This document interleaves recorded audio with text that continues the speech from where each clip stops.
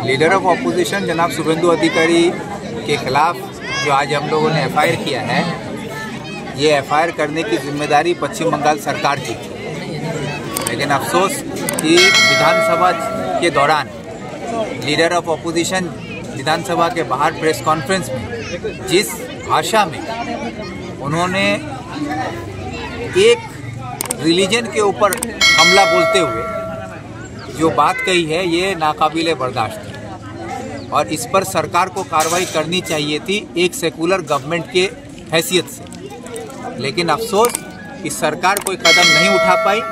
मजबूरन आज चकुलिया थाना में मैंने एफआईआर किया है शुभेंदु अधिकारी के खिलाफ, जिसमें देश के संविधान के खिलाफ, देश के कानून के खिलाफ, जो सेकुलर मुल्क में कोई इस तरह से किसी एक मज़हब पर हमला करे, ये मुनासिब नहीं। इसलिए मेरा ये मांग है कि ममता बनर्जी जो कहती हैं कि वो सेकुलर हैं और मुसलमान की हिमायती हैं, आज ममता बनर्जी खामोश क्यों है? अभी तक शुभेंदु अधिकारी पर चीफ मिनिस्टर ने एफआईआर क्यों नहीं किया? पश्चिम बंगाल सरकार ने क्यों नहीं किया? वो खुद पुलिस मंत्री हैं, अभी तक शुभेंदु अधिकारी गिरफ्तार क्यों नहीं हुआ? ये बहुत बड़ा सवाल है। ये सवाल इस बात की तरफ इशारा करता है कि बीजेपी और तृणमूल एक है, ममता मोदी एक है।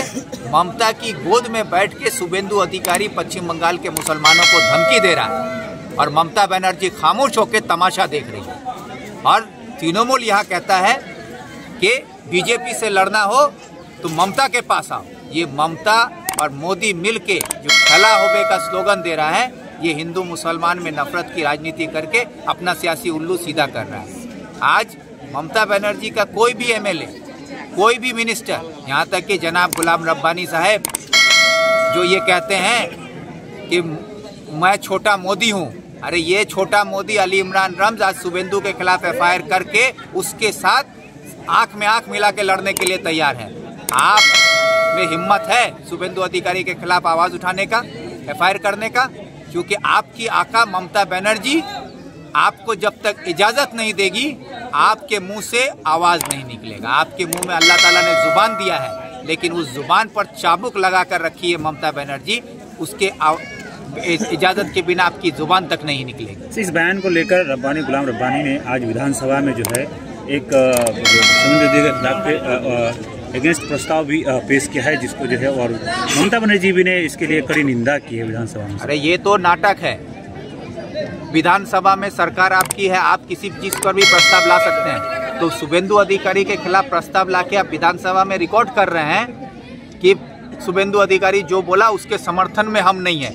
लेकिन आप सरकार में हैं, आपकी सरकार में बंगाल के मुसलमानों को खुलेआम लीडर ऑफ ऑपोजिशन धमकी दे रहा है और उसके बाद सरकार संविधान के तहत, देश के कानून के तहत उसके खिलाफ एफआईआर कर सकती है।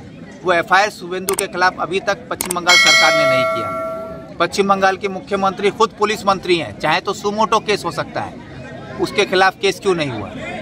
आप कह रहे हैं सर किसी ने क्या? आज देखा जाए आप ही के विधानसभा में जो है तृणमूल कांग्रेस के लोग भी अलग अलग थानों में एफआईआर कर रहे हैं, ग्वालपोखर में भी हुआ है। पूरे बंगाल में 10 करोड़ आबादी है, 10 करोड़ लोग एफआईआर कर सकते हैं।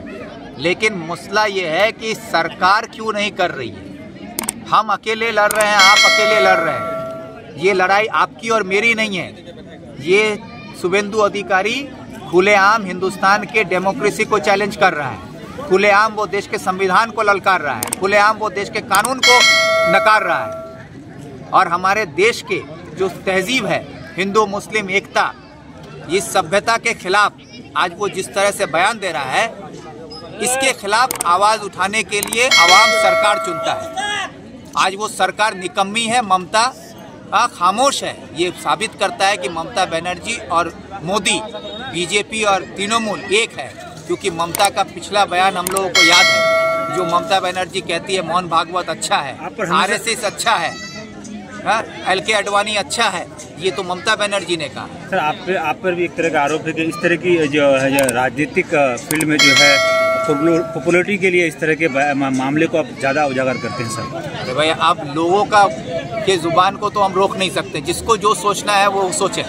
मुझे जो सही लगता है, बीइंग एक इंडियन सिटीजन, देश का संविधान मुझे जो इख्तियार देता है, उस इख्तियार के तहत मैं अपने हक और हुकूक के लिए लड़ने के लिए हर वक्त तैयार हूं और आवाम के साथ हो रहे ज्यादती या उनके साथ किसी भी तरह का कोई भी खौफनाक मंजर तैयार करने की जो कोशिश की जा रही है कि आने वाले वक्त में हिंदू मुसलमान बंगाल में लड़ कट के मरें, उसको रोकने के लिए अगर मैं अकेला ही खड़ा होकर आवाज़ उठा सकता हूं तो ये आवाज़ मैं उठाऊंगा।